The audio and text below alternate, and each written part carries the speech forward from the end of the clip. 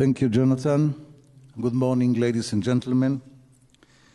I am honored and pleased to be given the opportunity to open the second day of the World Summit on Counter-Terrorism, ICT's International Conference.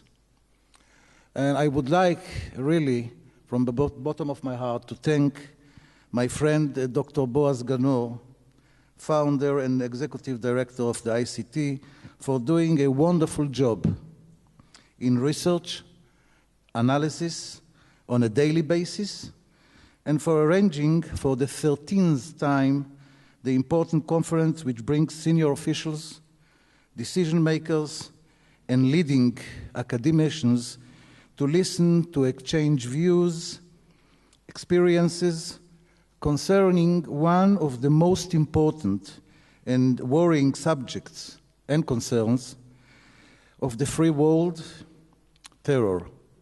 Its roots, the way to fight it, against it, and sometimes, to my regret, the ways to live with it. A big, warm welcome to my colleagues, participants in this morning plenary session. Ladies and gentlemen, the State of Israel and the Middle East are currently in the midst of a challenging and complex reality, which includes threats and challenges to the Israeli security, as well as historical upheavals and maybe also opportunities which will not be repeated. The nuclear danger from Iran has not yet disappeared, though this issue was and still is the prime worry of Israel, as well as of the entire free Western world during the last years. We must continue remembering and reminding that Iran is a terror state that supports terror organizations and is ready and deeply involved in encouraging, financing, and initiating terror activities in the world in general, and particularly in the Middle East, in Syria, Lebanon, the Gaza Strip, Sudan, Yemen, and others. The civil war in Syria is a further significant factor adding to the regional instability. Without entering to any profound analysis of the potential results of an American attack in Syria, it seems important to try to understand and analyze the implication of an existing situation on the various terror organizations in that country: Jihad, Al-Qaeda, Hezbollah, Hamas, etc.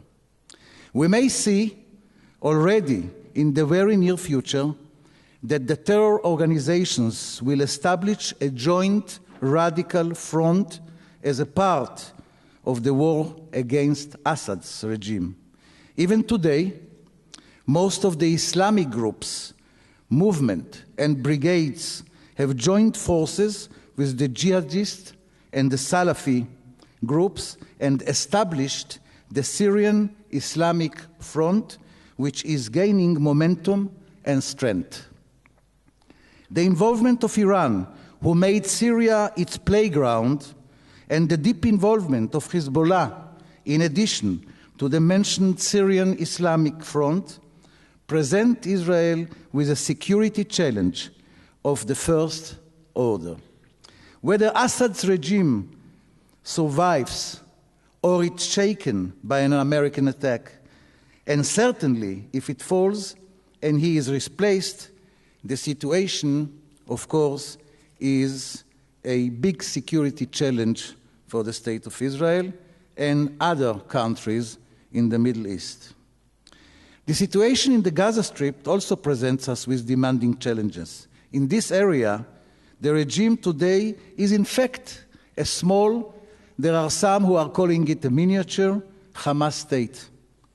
Even though the recent developments in the Egyptian scene have seriously affected the Hamas status and capabilities to act, and thus caused this organization to decide on avoiding any escalation of the situation, the Hamas, the global jihad, the Salafists, and Al-Qaeda succeeded in establishing active cells in Sinai.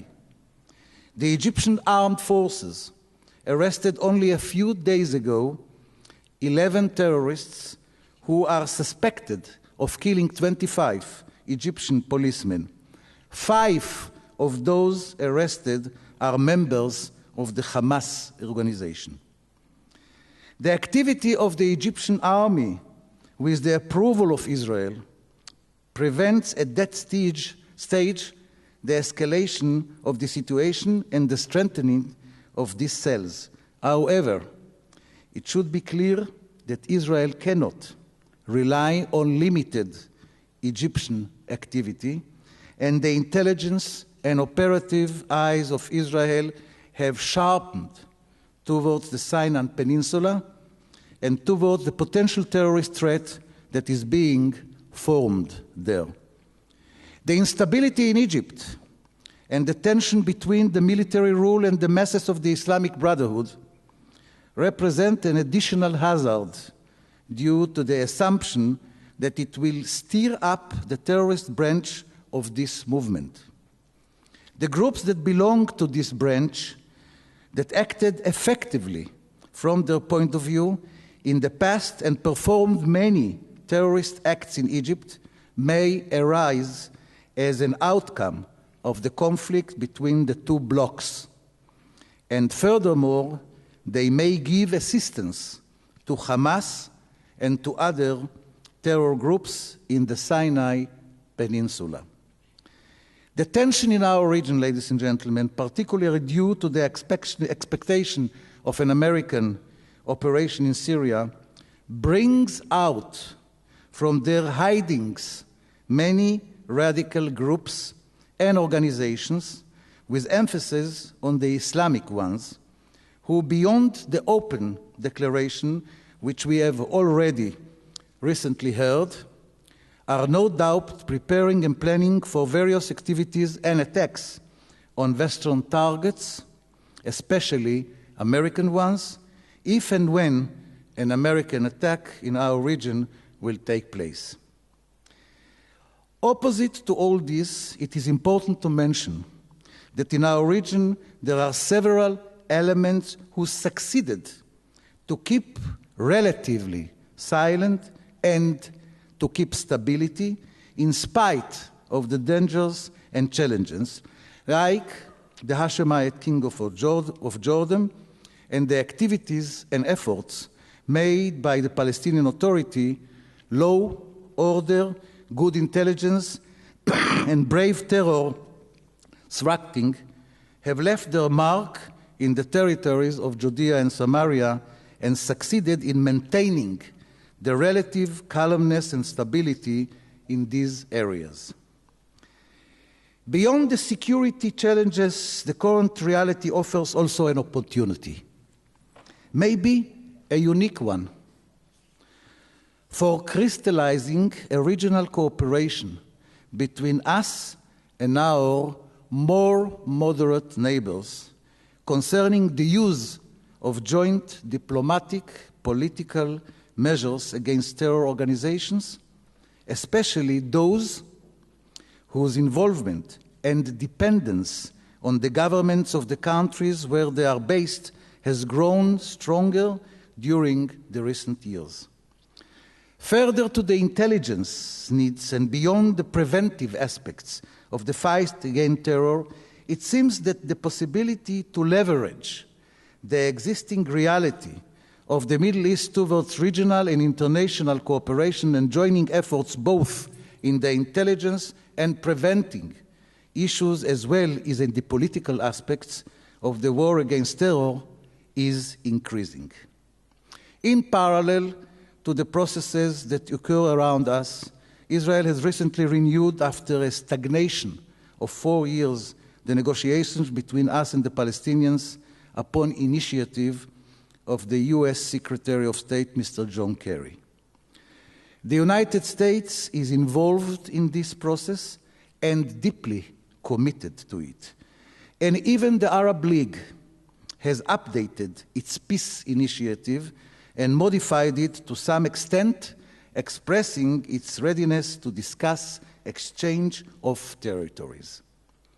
I personally believe that we should look at these processes not only as an important opportunity for peace and for maybe reaching a historical agreement between Israelis and Palestinians, but also as an inherent and crucial part of a comprehensive move towards establishing a regional cooperation between us and our more moderate neighbors, seeking to achieve joint goals in all levels, including the war against terror.